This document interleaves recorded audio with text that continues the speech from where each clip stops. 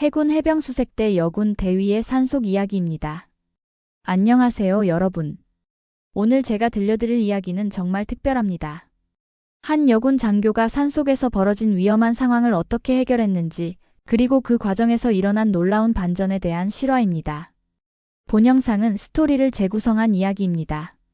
오늘 사연 시작하겠습니다. 구독과 좋아요는 구독자님께 행운을 드립니다.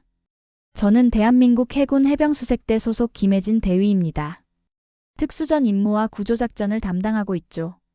15년간의 군 생활 동안 바다에서, 육지에서, 하늘에서 수많은 임무를 수행해왔어요. 미군과의 합동훈련도 여러 차례 참여했고 실전 경험도 적지 않습니다. 동해에서의 조난선박 구조, 서해 연평도 근처에서의 수색작전, 남해에서의 해상훈련까지 정말 다양한 경험을 쌓아왔죠. 하지만 제가 오늘 들려드릴 이야기는 그 어떤 작전보다도 제 마음에 깊이 남아있는 일이에요. 산속에서 조폭 3명이 혼자 있는 여군을 만났을 때 과연 어떤 일이 벌어졌을까요? 그리고 그중 한 명이 제게 했던 충격적인 고백이 무엇인지 정말 궁금하지 않으세요? 과연 그들은 어떤 사연을 가지고 있었을까요? 그리고 이 운명적인 만남이 어떻게 모든 사람의 인생을 완전히 바꿔놓았을까요? 여러분이 상상하는 것보다 훨씬 더 극적이고 감동적인 이야기가 펼쳐질 거예요. 특히 그중 한 명의 정체가 밝혀지는 순간 여러분은 정말 깜짝 놀라실 겁니다. 이 이야기를 끝까지 들으시면 여러분은 우리 군의 진짜 모습과 한 사람의 인생이 어떻게 바뀔 수 있는지 알게 될 거예요. 지금부터 그 놀라운 이야기를 시작해 보겠습니다. 그날은 2024년 10월 15일 화요일이었습니다. 평소보다 일찍 새벽 4시 30분에 기상해서 준비를 마치고 전남 지리산 자락으로 향했어요. 부대에서 지리산까지는 차로 2시간 정도 걸리는 거리였습니다. 오늘의 임무는 새로운 통신 장비와 위성 정찰 장비를 실제 산악 환경에서 테스트하는 것이었어요. 해병수색대는 바다에서만 작전하는 게 아닙니다. 육상 작전, 특히 산악 지형에서도 완벽하게 임무를 수행할 수 있어야 하거든요. 최근 북한의 도발이 잦아지면서 산악 지형에서의 특수작전 능력이 더욱 중요해졌기 때문이에요. 이번 장비는 미군과의 합동훈련에서 처음 접했던 최신형이었어요. GPS 기반의 정밀 위치 추적 시스템과 위성 통신이 가능한 소형 단말기였죠. 기존 장비보다 훨씬 가볍고 성능도 뛰어났어요. 하지만 실제 산악 환경에서 어떤 성능을 보여줄지는 직접 테스트해봐야 알 수 있었습니다. 무게도 상당했어요. 기본 장비만 해도 15kg, 여기에 개인 장비와 비상용품까지 합치면 22kg이 넘었습니다. 물과 비상식량도 충분히 준비했고 응급처치용품과 비상통신 장비도 빠뜨리지 않았어요. 혹시 모를 상황에 대비해서 호신용 스프레이와 구급약품도 챙겼죠. 새벽 6시에 지리산 등산로 입구에 도착했습니다. 주차장에는 아직 차가 서너 대밖에 없었어요. 이른 시간이라 등산객들도 많지 않았죠. 날씨는 완벽했어요. 구름 한 점 없는 맑은 하늘에 바람도 적당했습니다. 기온은 섭씨 12도 정도로 등산하기에 딱 좋은 날씨였어요. 가을 단풍도 절정이어서 산 전체가 빨갛고 노랗게 물들어 있었습니다. 이런 아름다운 환경에서 훈련할 수 있다는 게 감사했어요. 등산로 입구에서 장비를 최종 점검했어요. 통신 상태 확인부터 시작했습니다. 본부와의 교신이 원활한지, 위성 신호는 제대로 잡히는지 모든 것을 체크했어요. 배터리 잔량도 확인하고 GPS 좌표도 정확히 설정했습니다. 응급상황 대비용 비상통신 장비도 작동 상태를 점검했어요. 모든 장비가 정상적으로 작동하고 있었어요. 준비는 완료됐습니다. UDT-3에서 본부로 훈련 시작합니다. 현재 위치 등산로 입구, 날씨 맑음, 바람 약함, 기온 12도. 본부에서 UDT-3로 수신 양호. 안전에 유의하며 임무 수행하라. 일시간마다 정기 보고 바란다. 무전기 너머로 들리는 동료들의 목소리가 든든했어요.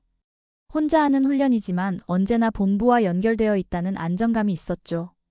해병수색대는 어떤 상황에서도 서로를 믿고 의지할 수 있는 조직이거든요. 동료애와 신뢰가 생명인 부대예요. 등산로는 생각보다 험했어요.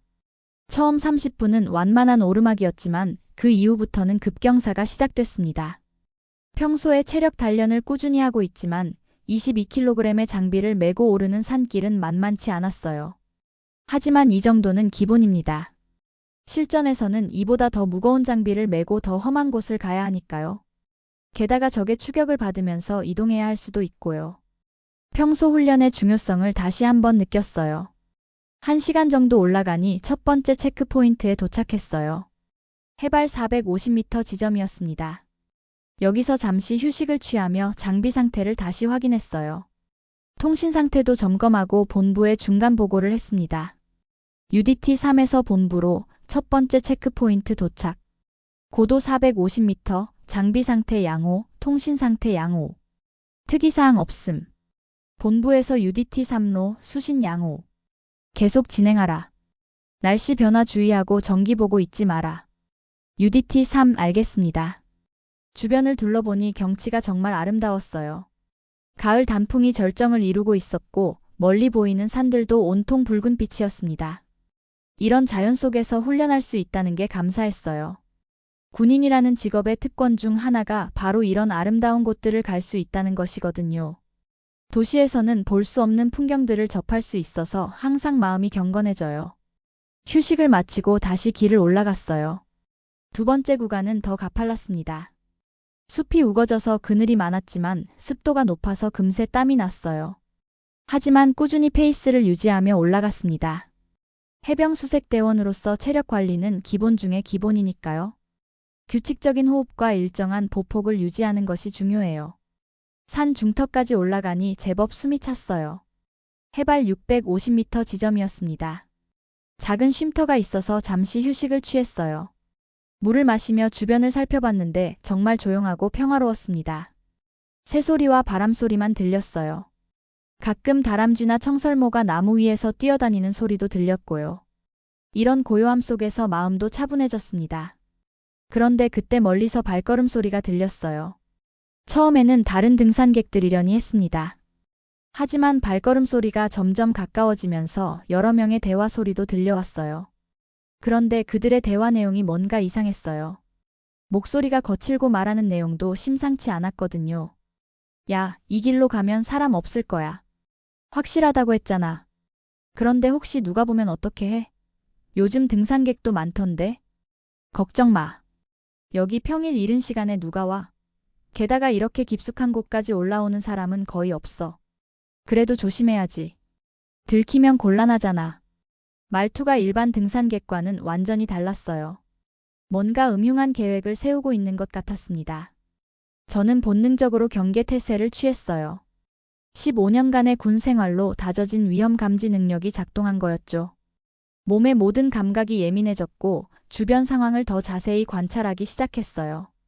배낭을 정리하면서 혹시 모를 상황에 대비했습니다. 장비들을 쉽게 접근할 수 있는 위치에 배치하고 비상통신 장비도 즉시 사용할 수 있도록 준비했어요. 호신용 스프레이도 주머니에서 꺼내기 쉬운 곳으로 옮겼고요. 무언가 좋지 않은 일이 일어날 것 같은 강한 예감이 들었거든요. 해병수색대에서 배운 건 단순히 격투 기술만이 아니에요. 위험을 미리 감지하고 대비하는 것도 중요한 능력이거든요. 10분 후 3명의 남자가 제가 있는 쉼터로 올라왔습니다. 첫 인상부터 심상치 않았어요. 일반적인 등산객과는 전혀 다른 모습이었거든요. 복장부터 분위기까지 모든 게 달랐어요. 첫 번째 남자는 키가 180cm 정도로 큰 편이었어요. 머리는 금발로 염색했고 뒷머리는 길게 기르고 있었습니다. 목에는 굵은 금목걸이를 하고 있었고 팔에는 용 문신이 선명하게 보였어요. 검은 가죽 자켓을 입고 있었는데 10월 날씨에는 너무 더운 옷차림이었죠. 얼굴에는 피어싱이 여러 개 있었고 눈빛이 예사롭지 않았어요. 걸음걸이도 일반인과 달랐습니다. 뭔가 위협적이고 공격적인 느낌이었죠. 두 번째 남자는 조금 더 작았지만 덩치가 좋았어요. 근육질 체형의 운동을 많이 한 것 같았습니다. 하지만 건전한 운동이 아니라 싸움을 위한 근육 같았어요. 검은 후드티를 입고 있었고 손등에 한글로 뭔가 문신이 새겨져 있었습니다. 자세히 보니 을이라는 글자였어요. 얼굴 왼쪽에는 칼자국으로 보이는 흉터가 있었어요. 걸음걸이도 보통 사람과 달랐습니다. 약간 다리를 벌리고 걷는 전형적인 건달 걸음이었죠. 세 번째 남자는 제일 조용해 보였어요. 키는 보통이고 말랐지만 눈빛이 다른 둘보다 더 날카로웠습니다. 다른 둘과는 달리 외관상 문신은 보이지 않았지만 전체적인 분위기가 심상치 않았어요. 무표정한 얼굴에 감정을 읽을 수 없는 차가운 눈빛이었죠. 가장 위험해 보이는 사람이었어요. 여기 혼자 있네. 첫 번째 남자가 비웃듯 말했습니다. 저는 그들을 주의 깊게 관찰했어요. 옷차림, 말투, 행동 패턴 모든 것이 일반적인 등산객과는 완전히 달랐습니다. 특히 주머니에 손을 넣고 있는 모습이 신경 쓰였어요. 무언가 흉기를 숨기고 있을 가능성이 높았거든요. 그리고 세 명이 자연스럽게 삼각형 대형으로 접근하는 것도 우연이 아니었어요. 누군가를 포위하는 전술적 움직임이었습니다. 이들은 확실히 일반인이 아니었어요. 군인 같은데. 근데 군인 티도 안 나는 게 뭐 하는 애지? 두 번째 남자가 덧붙였어요. 저는 군복을 입고 있지 않았어요. 민간인 복장으로 훈련 중이었거든요. 검은색 등산복에 등산화 그리고 큰 배낭을 메고 있었죠. 하지만 자세나 걸음걸이 그리고 전체적인 분위기에서 군인 티가 났나 봅니다. 15년간의 군 생활이 몸에 밴 것이겠죠. 특히 해병수색대원들은 특유의 기품과 자신감이 있거든요. 야, 혼자 뭐 하고 있는 거야? 답 좀 해봐. 첫 번째 남자가 한 걸음 더 다가왔어요. 저는 침묵을 유지했습니다.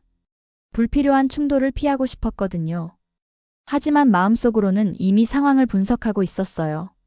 세 명의 위치, 체격, 가능한 무기, 지형 조건, 도주 경로, 가장 효과적인 제압 순서까지 모든 것을 빠르게 계산했습니다. 해병수색대에서 배운 전술적 사고가 자동으로 작동한 거예요. 이런 순간에는 감정보다 냉정한 판단이 우선이에요. 벙어리야?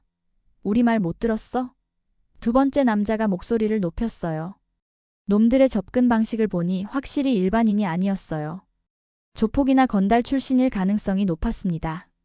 사람을 위협하고 겁주는 방법을 너무 잘 알고 있었거든요. 특히 심리적 압박을 가하는 방식이 매우 체계적이었어요. 그때부터 놈들의 말이 점점 더 건방져졌습니다.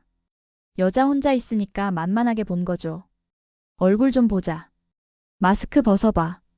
이쁜지 못생겼는지 궁금하네. 뭐 숨기는 거 있어? 수상한데. 혹시 도망 다니는 사람 아냐? 요즘 여자들 산에 혼자 와서 이상한 짓 하는 경우 많던데. 저는 여전히 침묵을 유지했어요. 하지만 긴장도는 계속 높아지고 있었습니다. 이런 상황에서는 절대 먼저 도발하면 안 되거든요. 정당방위 상황을 만들어야 했어요. 법적으로도 도덕적으로도 문제가 없도록 해야 했습니다. 해병수색대에서는 이런 상황에 대한 교육도 받거든요. 야, 이 여자 왜 말을 안 해? 무시하나? 첫 번째 남자가 짜증을 냈습니다. 기분 나쁘네. 우리를 뭘로 보는 거야? 깔보나? 놈들의 말이 점점 더 거칠어졌어요. 성희롱성 발언도 시작했습니다. 얼굴도 이쁘네. 화장 안 해도 이 정도면 괜찮네. 우리랑 같이 놀까? 재미있을 텐데. 산에서 혼자 뭐 하노? 위험한데 우리가 보호해줄까? 대신 뭔가 줘야겠지만. 가방도 크고 비싸 보이네. 뭐 들어있는지 궁금하네. 혹시 돈 많이 들어있는 거 아냐? 저는 이미 머릿속으로 액션 플랜을 세우고 있었습니다. 만약 놈들이 물리적 접촉을 시도한다면 어떻게 대응할지, 어떤 순서로 제압할지, 어떤 기술을 사용할지 모든 것을 계산했어요. 첫 번째 놈이 가장 크고 리더 같으니 먼저 제압하고, 두 번째 놈이 가장 위험해 보이니 그 다음, 세 번째 놈은 마지막에 처리하는 것이 좋겠다고 판단했어요. 해병수색대에서 배운 건 단순히 격투 기술만이 아니에요. 상황 판단, 위험 평가, 전술적 사고, 심리전 모든 것이 포함되어 있거든요.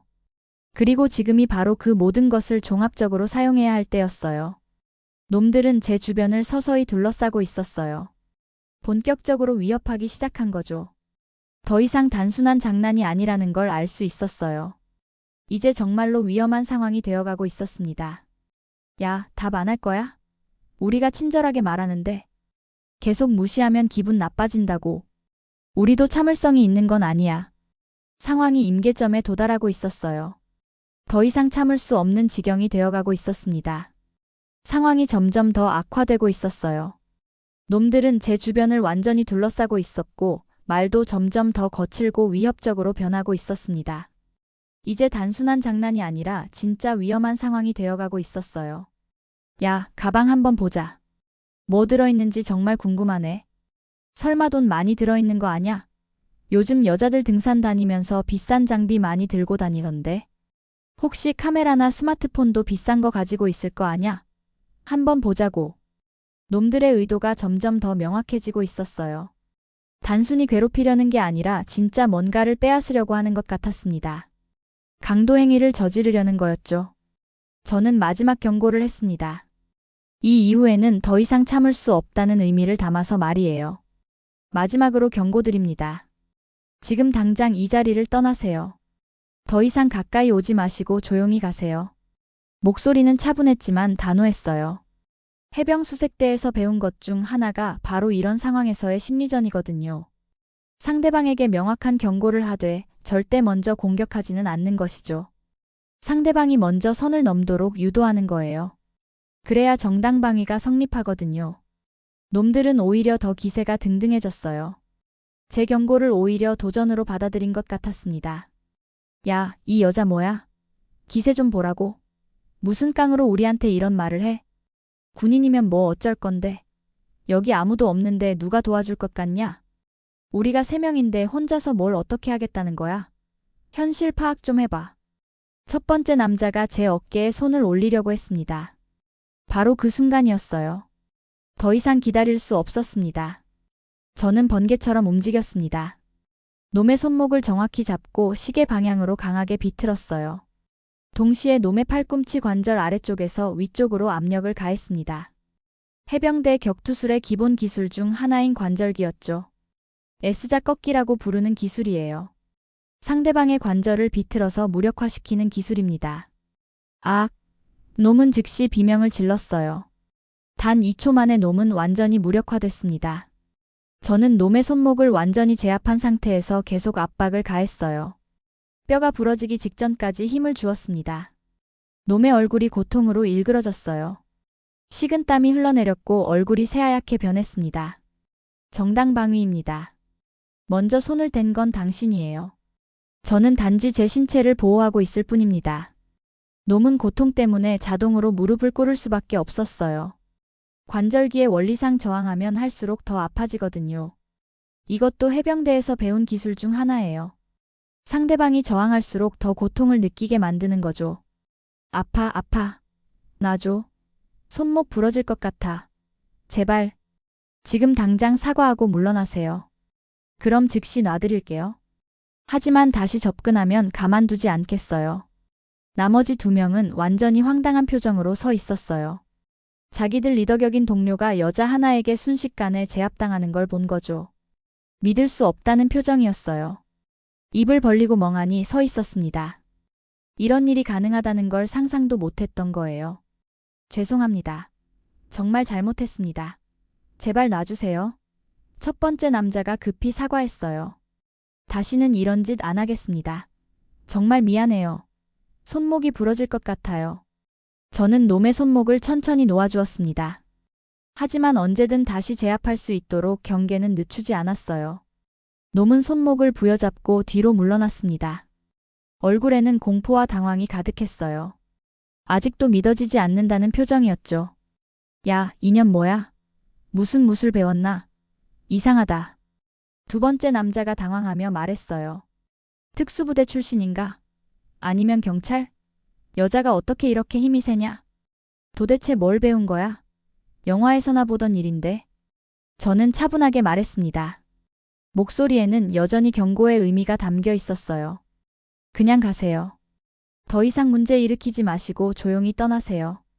이번이 마지막 경고입니다. 하지만 놈들은 자존심이 상했나 봅니다. 특히 두 번째 남자는 화가 난 것 같았어요. 동료가 당한 것에 대한 분노와 자존심 상함이 섞여 있었죠. 야, 우리가 이렇게 당하고 그냥 갈 수는 없지. 체면이 있는데? 동료를 이렇게 만들어 놓고 그냥 보내달라고? 말이 되냐? 한 대 맞았으면 한 대는 돌려줘야지. 그게 도리 아냐? 상황이 더 악화될 것 같았어요. 놈들이 완전히 포기한 게 아니라는 걸 확실히 알 수 있었거든요. 오히려 더 격해진 것 같았어요. 첫 번째 제압으로 끝날 일이 아니었던 거죠. 마지막 경고입니다. 지금 떠나지 않으면 정말로 더 큰 일이 날 수도 있어요. 저는 여러분을 다치게 하고 싶지 않아요. 놈들은 서로 눈빛을 주고받더니 일단 그 자리를 떠났습니다. 하지만 완전히 포기한 건 절대 아니었어요. 뒤돌아서면서 하는 말들이 심상치 않았거든요. 두고 보자. 이대로 끝날 줄 알아? 오늘 기분 나쁘게 해줬으니까 나중에 갚아줄 거야. 혼자 산에 있으면서 계속 이럴 수 있을 것 같냐? 저는 놈들이 완전히 사라질 때까지 지켜봤어요. 그리고 즉시 본부에 상황을 보고했습니다. 이런 일은 반드시 보고해야 하거든요. UDT-3에서 본부로 상황 발생. 민간인 3명과 마찰 있었으나 해결됨. 훈련 계속 진행 예정. 본부에서 UDT-3로 상세 보고 바란다. 부상자는 없나? 부상자 없음. 3명의 민간인이 위협적 행동 보여 정당 방위로 제압. 현재 상황 종료됨. 하지만 재접촉 가능성 있어 보임. 알겠다. 계속 주의하며 진행하라. 필요시 즉시 지원 요청해라. 위험하면 훈련 중단하고 복귀하라. UDT-3 알겠습니다. 저는 장비를 다시 점검했습니다. 훈련은 계속되어야 했으니까요. 하지만 마음 한편으로는 불안했어요. 놈들이 다시 나타날 가능성이 높았거든요. 특히 더 준비를 하고 올 가능성이 있었어요. 이번에는 단순히 주먹으로만 오지 않을 수도 있었죠. 배낭을 정리하면서 비상용품들의 위치를 다시 확인했어요. 호신용 스프레이, 비상통신 장비, 응급처치용품까지 모든 것을 즉시 사용할 수 있도록 배치했습니다. 혹시 모를 상황에 대비해서 말이에요. 주변 지형도 다시 살펴봤어요. 만약 놈들이 다시 나타난다면 어느 방향으로 도주할지, 어디서 엄폐할지, 어떻게 본부에 신속히 연락할지 모든 것을 머릿속으로 시뮬레이션했습니다. 해병수색대원으로서 항상 최악의 상황을 대비해야 하거든요. 30분 후 장비 점검을 마치고 다시 산길을 올라가기 시작했어요. 다음 체크포인트까지는 1시간 정도 더 가야 했습니다. 계속 뒤를 돌아보며 경계를 늦추지 않았어요. 놈들이 언제 다시 나타날지 모르니까요. 1시간 30분 후 더 높은 곳으로 올라가다가 더 외진 등산로에서 놈들과 다시 마주쳤습니다. 예상했던 일이었어요. 놈들이 그냥 포기하지 않을 것 같았거든요. 하지만 이번에는 상황이 완전히 달랐어요. 이번에는 확실히 준비를 하고 온 것 같았어요. 표정도 더 험악했고 자세도 달랐습니다. 그리고 무엇보다 손에 뭔가를 들고 있었어요. 또 만났네, 군인 양반? 두 번째 남자가 비꼬듯 말했습니다. 이번에는 우리가 준비를 좀 했어. 깜짝 선물도 가져왔고. 그때 첫 번째 남자가 주머니에서 뭔가를 꺼냈어요. 접이식 칼이었습니다. 날 길이가 12cm 정도 되는 제법 큰 칼이었어요. 햇빛에 반사되는 날이 번쩍거렸습니다. 이제 완전히 다른 게임이 된 거죠. 이번에는 우리 말 잘 들어. 안 그러면 정말 다칠 수도 있어. 상황이 완전히 달라졌어요. 이제 단순한 몸싸움이 아니라 흉기를 사용한 위협이 되었습니다. 하지만 저는 당황하지 않았어요. 해병수색대에서는 이런 상황에 대한 훈련도 받거든요. 무장의 제술이라고 해서 상대방의 무기를 무력화하는 기술들 말이에요. 칼 집어넣으세요. 지금이라도 늦지 않았어요. 무기를 사용하면 단순 폭행이 아니라 중범죄가 됩니다. 야, 이 여자 아직도 정신 못 차렸나? 우리가 몇 명인지 모르냐? 이번에는 가만히 있지 않을 거야. 아끼는 방심했는데 이번에는 다르다고. 칼도 있고 우리가 셋인데 혼자서 뭘 어떻게 하겠다는 거냐? 놈들은 저를 포위하려고 했어요. 하지만 저는 이미 모든 것을 계산하고 있었습니다. 지형 조건, 놈들의 위치, 칼의 위치, 가장 효과적인 제압 방법까지 말이죠. 가장 중요한 건 칼을 먼저 무력화하는 것이었어요. 칼을 든 놈을 먼저 제압해야 다른 놈들도 쉽게 처리할 수 있거든요. 무기가 있는 상황에서는 무기를 가진 자가 가장 위험하니까요. 마지막으로 한 번 더 말씀드려요. 칼을 집어넣고 조용히 가세요. 지금이라도 늦지 않아요. 닥쳐. 이번에는 우리 말 잘 들어. 가방부터 내려놔. 칼을 든 놈이 제게 천천히 다가왔습니다. 칼을 휘두르겠다는 듯이 위협하고 있었어요. 나를 번쩍이며 제 앞에서 좌우로 흔들고 있었습니다. 완전히 겁을 주려는 행동이었죠. 하지만 저는 그 순간을 기다리고 있었어요. 칼을 든 사람의 심리를 이용하는 거죠. 칼을 가진 사람은 자신이 우위에 있다고 생각해서 방심하게 되거든요. 놈이 칼을 들어 올리면서 더 가까이 다가오는 순간 저는 움직였어요.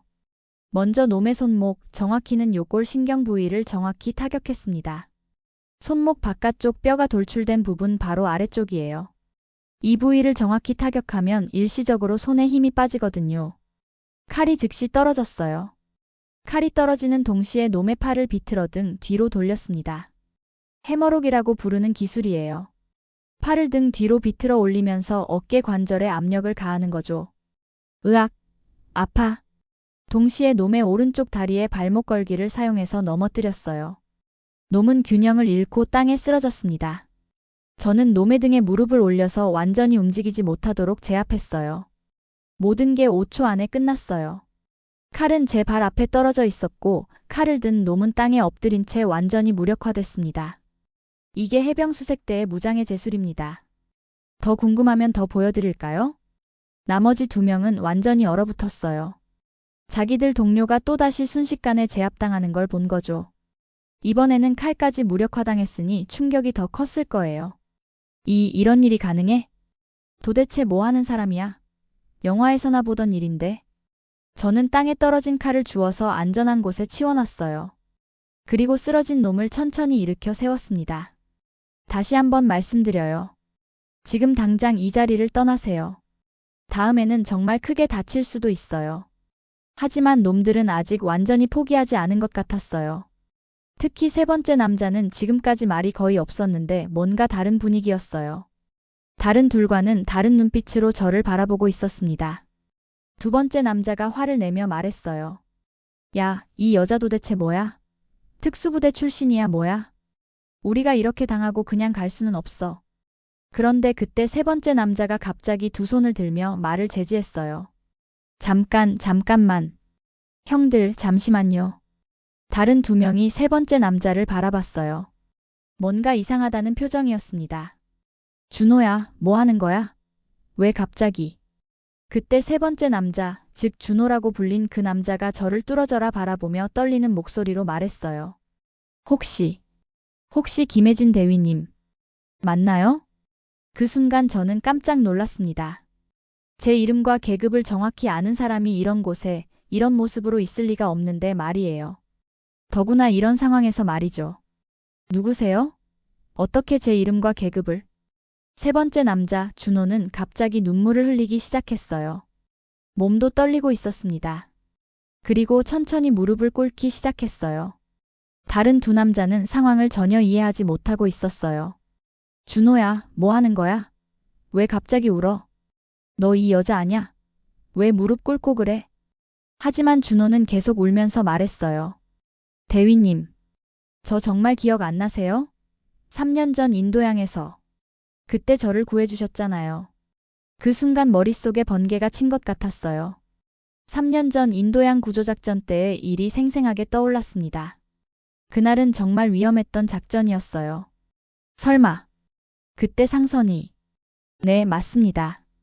견습기관사 박준호였습니다. 그때 제가 엔진룸에 갇혀서 죽을 뻔했을 때 대위님이 직접 구해주셨어요. 저는 완전히 충격을 받았어요. 그때 제가 목숨을 걸고 구조했던 사람이 이렇게 변해 있다니 도저히 믿을 수 없었거든요. 3년 전 인도양에서의 일이 마치 어제 일처럼 생생하게 떠올랐어요. 태풍 말링으로 인해 필리핀 근해에서 한국 상선이 침몰 위기에 처했을 때였죠. 파도 높이가 8m를 넘었고 바람 속도도 시속 120km를 넘었어요. 헬기 구조가 불가능한 상황이었습니다. 저희 해병수색대가 급히 출동했어요. 고무보트로 접근해서 직접 상선에 올라가야 했죠. 선원들 대부분은 구명정으로 탈출했지만 엔진룸에 1명이 남아있다는 보고를 받았어요. 그때 박준호는 엔진룸에서 마지막까지 배를 살리려고 노력하고 있었어요. 물이 계속 들어오는 상황에서도 엔진을 돌리려고 했죠. 물이 허리까지 차올랐는데도 포기하지 않았어요. 저는 그 모습을 보고 정말 감동했었거든요. 엔진룸으로 들어가는 건 정말 위험했어요. 언제 침몰할지 모르는 상황이었고 엔진룸 문이 물압 때문에 열리지 않았거든요. 결국 산소호흡기를 착용하고 물속으로 들어가서 문을 억지로 열어야 했어요. 박준호를 발견했을 때 그는 이미 의식을 잃어가고 있었어요. 저는 그를 업고 물속을 헤엄쳐서 밖으로 나왔죠. 정말 아슬아슬했어요. 제가 1분만 늦었다면 우리 둘 다 죽었을 거예요. 박준호 씨. 정말 당신이 맞나요? 왜 이렇게? 박준호는 계속 울고 있었어요. 다른 두 남자도 상황을 이해하기 시작했어요. 자기들 동료가 이 여군에게 목숨을 구원받았다는 걸 알게 된 거죠. 준호야, 너 이런 사연이 있었어? 왜 지금까지 말하지 않았어? 이분이 너를 구해준 사람이라고. 정말? 박준호는 흐느끼며 자신의 이야기를 시작했어요. 그 일 이후로 제 인생이 완전히 바뀌었어요. PTSD가 왔어요. 밤만 되면 그날의 기억이 떠올라서 잠을 잘 수가 없었습니다. 구조작전 후 생존자들이 겪는 심리적 충격에 대해서는 저도 잘 알고 있었어요. 많은 생존자들이 이런 후유증을 겪거든요. 하지만 박준호의 경우는 생각보다 심각했나 봅니다. 병원도 다니고 상담도 받았어요. 하지만 쉽게 나아지지 않았습니다. 물만 봐도 그날 생각이 나서 공황 발작이 왔어요. 그래서 배에서 일을 그만두게 된 건가요? 네, 맞아요. 바다와 관련된 일은 전혀 할 수 없게 됐어요. 선박회사에서도 이해해 주려고 했지만 결국 퇴직할 수밖에 없었어요. 저는 정말 안타까운 마음이 들었어요. 제가 구한 생명이지만 그 사람의 인생까지는 구하지 못했구나 하는 생각이 들었거든요. 그 후에는 어떻게 지냈나요? 처음에는 육상에서 다른 일을 찾으려고 했어요. 하지만 PTSD 때문에 정상적인 생활이 어려웠어요. 갑자기 공황 상태가 오면 일을 계속할 수 없었거든요. 박준호의 목소리는 점점 작아졌어요. 말하기조차 힘들어하는 것 같았습니다. 그래서 술에 의존하게 됐어요. 술을 마셔야만 잠을 잘 수 있었거든요. 하지만 그러다 보니 알코올 의존증까지 생겼어요. 가족들은 뭐라고 했나요? 가족들도 처음에는 이해해 주려고 했어요. 특히 아내는 정말 많이 도와주려고 했죠. 하지만 시간이 지나면서 지쳐갔어요. 제가 술만 마시고 일도 안 하고 집에서 우울해하고 있으니까요. 박준호의 눈에서 눈물이 계속 흘렀어요. 그 모습을 보니 제 가슴도 먹먹해졌습니다. 결국 아내가 떠났어요. 5살 된 딸도 데리고 갔고요. 그때가 정말 인생의 바닥이었습니다. 그 후에는 혼자 남겨지니까 더 술에 빠졌어요. 빚도 늘어났고요. 집도 팔아야 했어요. 그러다가 이런 사람들을 만나게 됐어요. 박준호가 다른 2명을 가리켰어요. 그들도 미안한 표정을 하고 있었습니다. 처음에는 단순한 아르바이트라고 했어요. 하루만 일하면 10만 원씩 준다고 했거든요. 돈이 너무 급했어서.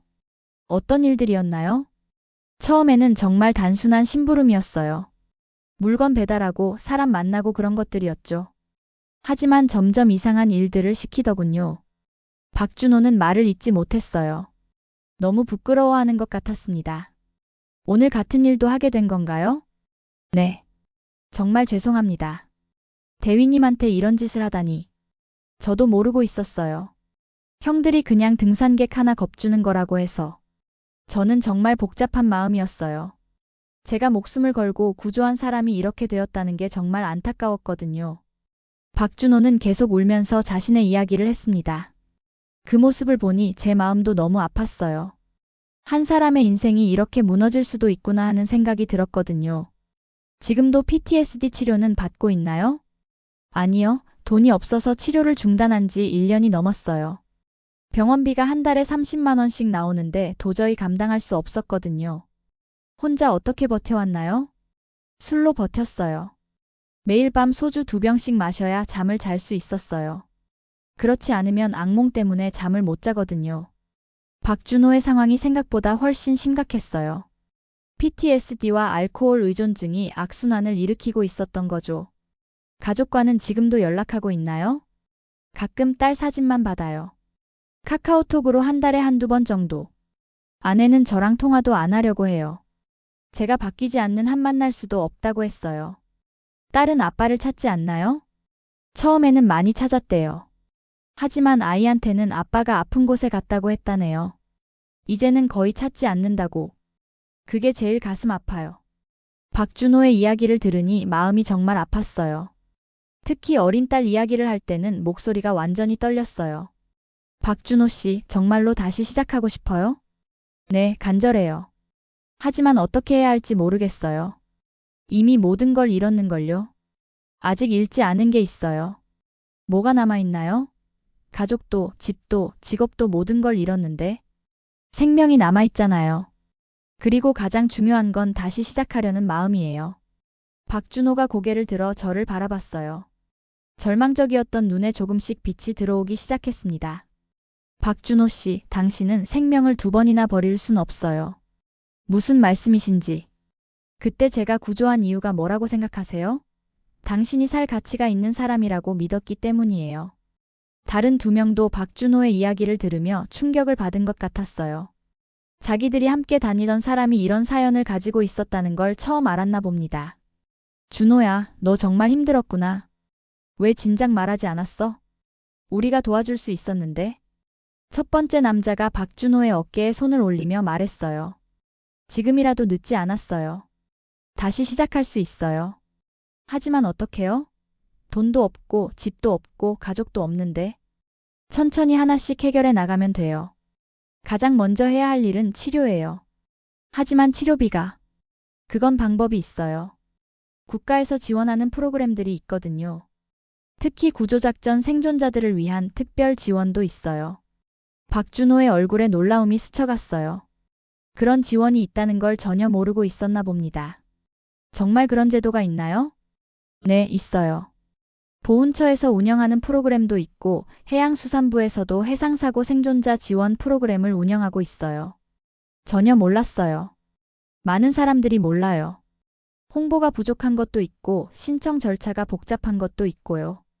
하지만 제가 연결해 드릴 수 있어요. 그때 다른 2명도 입을 열었어요. 우리도 다시 시작하고 싶어요. 2번째 남자가 조심스럽게 말했어요. 이런 생활은 정말 지겹습니다. 하지만 어떻게 해야 할지 모르겠어요. 전과자가 되면 취직도 어렵고. 어떤 전과가 있나요? 폭행, 공갈, 사기. 여러 가지예요. 젊을 때 저질렀던 일들이에요. 첫 번째 남자도 말했어요. 저도 마찬가지예요. 하지만 정말 그만두고 싶어요. 이런 생활 하다가는 정말 큰일 날 것 같아요. 저는 3사람 모두를 바라봤어요. 진심이 느껴졌습니다. 모두 각자의 사연이 있고 모두 진정으로 변화를 원하고 있었어요. 여러분 모두 변할 수 있어요. 하지만 쉽지는 않을 거예요. 많은 노력과 인내가 필요할 겁니다. 어떤 것부터 시작해야 할까요? 박준호가 간절하게 물었어요. 먼저 박준호 씨는 PTSD 치료를 다시 받아야 해요. 그리고 알코올 의존증 치료도 병행해야 하고요. 다른 2분은 어떻게 하면 될까요?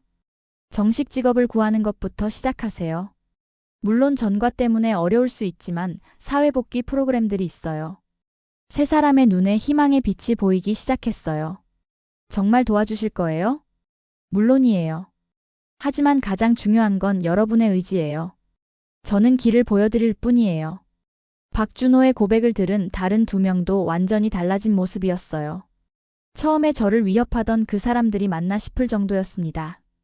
준호야, 너 정말 고생 많았구나. 우리가 몰라서 미안해. 첫 번째 남자가 박준호의 어깨에 손을 올리며 말했어요. 목소리에 진심이 담겨 있었습니다. 우리도 사실 이런 생활이 싫었어. 하지만 다른 방법을 모르겠더라고. 2번째 남자도 솔직하게 말했어요. 그때 2사람이 갑자기 저에게 무릎을 꿇었습니다. 박준호도 이미 무릎을 꿇고 있었고요. 대위님, 정말 죄송합니다. 우리가 무슨 짓을 하려고 했는지 용서해 주세요. 저는 놀랐어요. 조폭들이 이렇게 진심으로 사과하는 걸 본 적이 없었거든요. 더구나 무릎까지 꿇으면서 말이에요. 일어나세요. 무릎 꿇을 필요 없어요. 아니에요, 대위님. 우리가 정말 잘못했어요. 첫 번째 남자가 울먹이며 말했어요. 저희도 박준호처럼 힘든 사연이 있어요. 하지만 그게 변명이 될 수는 없죠. 어떤 사연인지 말해보세요. 저는 공장에서 일하다가 사고를 당했어요. 산업재해였는데 제대로 보상받지 못했어요. 첫 번째 남자가 팔의 흉터를 보여주며 말했어요. 회사에서는 제 과실이라고 했어요. 치료비도 제대로 안 나왔고 일도 할 수 없게 됐죠. 그래서 이런 일을 하게 된 건가요? 네, 생활이 너무 힘들어서. 하지만 잘못된 걸 알고 있었어요. 2번째 남자도 입을 열었어요. 저는 아버지 병원비 때문이었어요. 암에 걸리셔서 돈이 너무 많이 들었거든요. 지금도 아버지는 돌아가셨어요.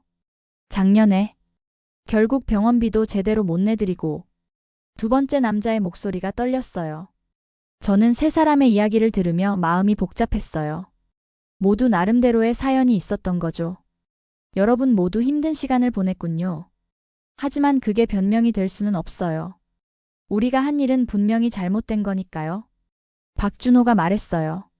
이건 나한테가 아니라 너희들 자신의 삶에 사과하는 거야. 세 사람이 저를 바라봤어요. 무슨 뜻인지. 여러분은 모두 피해자였어요. 하지만 지금은 가해자가 되어 있죠. 그게 가장 안타까운 일이에요. 대위님, 모든 사람에게는 다시 시작할 기회가 있어요.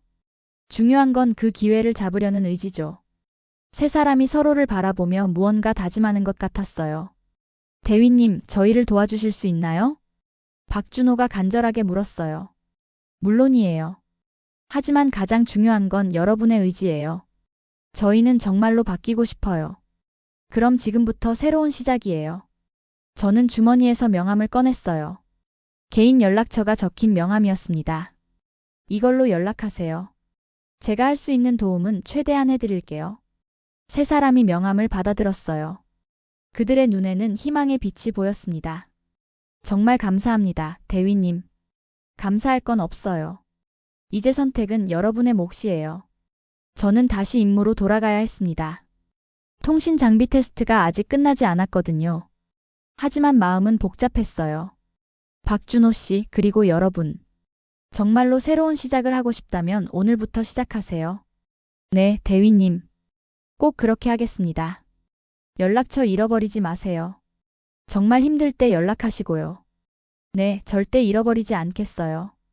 저는 배낭을 메고 다시 산길을 올라가기 시작했어요. 뒤돌아보니 세 사람이 아직 그 자리에 서 있었습니다. 박준호가 저에게 경례를 하고 있었어요.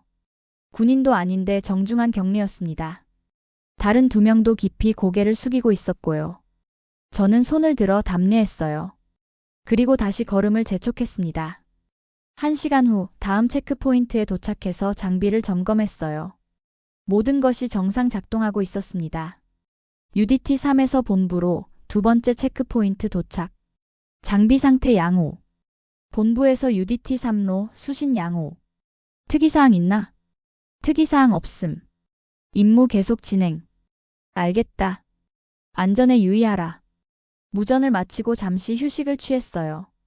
오늘 있었던 일을 생각해보니 정말 특별한 하루였습니다.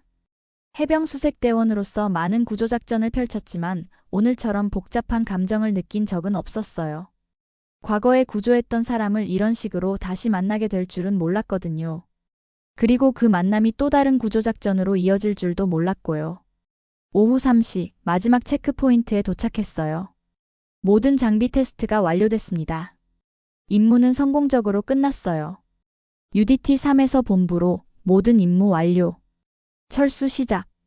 본부에서 UDT-3로 수고했다. 안전 복귀하라. 하산길에 다시 그 자리를 지나갔어요. 하지만 세 사람은 이미 없었습니다. 어디로 갔을까 궁금했지만 그들이 좋은 선택을 했기를 바랐어요. 저녁에 부대로 돌아와서 임무 보고서를 작성했어요.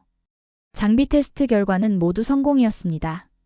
하지만 보고서에는 적지 않은 또 다른 성과가 있었어요. 일주일 후 박준호에게서 첫 연락이 왔어요. 대위님, 안녕하세요. 박준호입니다. 안녕하세요, 박준호 씨. 어떻게 지내세요? 대위님이 말씀해주신 재활센터에 연락해봤어요. 다음 주부터 입원 치료를 받을 수 있대요. 정말 기뻤어요. 그가 실제로 행동에 옮기고 있다는 게 말이에요. 정말 잘 됐네요. 치료 잘 받으시고요. 다른 두 명도 함께 새로운 일을 찾고 있어요. 대위님이 소개해주신 사회복지사님이 많이 도와주고 계세요. 그렇군요. 정말 다행이에요. 대위님, 정말 감사해요. 대위님이 아니었다면 저희는 계속 그런 생활을 했을 거예요. 아니에요. 여러분이 스스로 선택한 거예요. 한 달 후에도 연락이 왔어요. 박준호는 치료를 잘 받고 있다고 했고 다른 두 명도 정상적인 일자리를 구했다고 했어요. 첫 번째 형은 건설 현장에서 일하고 있어요. 힘들지만 보람 있다고 해요. 두 번째 형은 음식점에서 일하고 있고요. 사장님이 좋은 분이래요. 모두 열심히 하고 있군요. 3개월 후에는 더 좋은 소식이 있었어요. 박준호가 아내와 다시 연락하기 시작했다는 것이었어요. 아직 완전히 화해한 건 아니에요. 하지만 아이를 만날 수 있게 됐어요. 정말 좋은 소식이네요. 모든 게 대위님 덕분이에요. 아니에요. 박준호 씨가 노력한 결과예요. 6개월 후 박준호는 새로운 직장을 구했어요. 육상에서 하는 일이었지만 해운 관련 업무였어요. 자신의 경험을 살릴 수 있는 일이었죠. 물류회사에서 일하게 됐어요. 선박 관련 서류 업무인데 바다를 직접 보지 않아도 되거든요. 정말 잘 됐네요. 치료 효과도 있는 것 같고요. 네, 많이 좋아졌어요.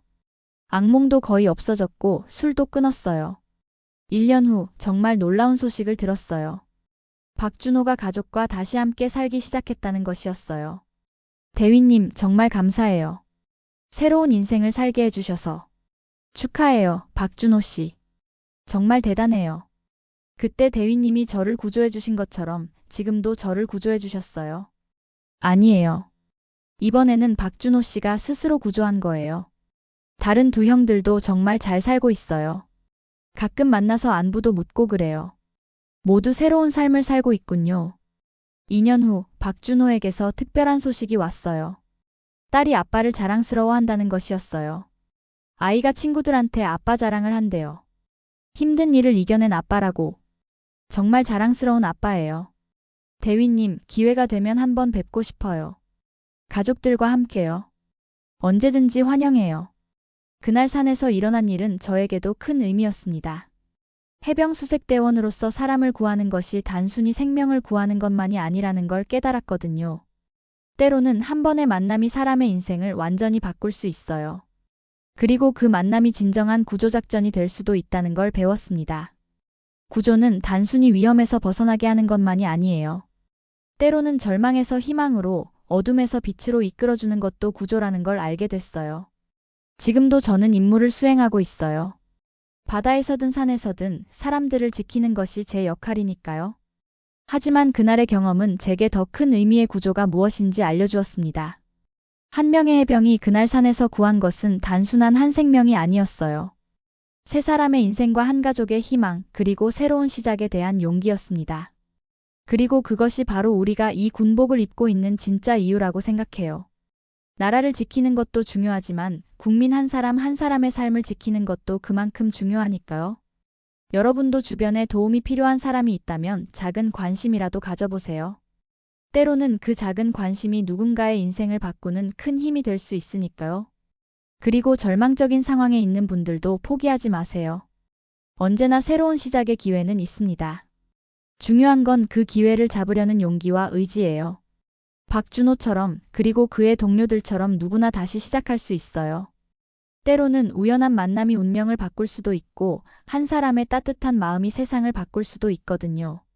오늘 제 이야기가 여러분에게 작은 희망이라도 드릴 수 있었다면 좋겠습니다. 우리 모두는 누군가에게 도움이 될 수 있고 누군가의 인생을 바꿀 수 있는 힘을 가지고 있어요. 그리고 가장 중요한 건 포기하지 않는 마음입니다.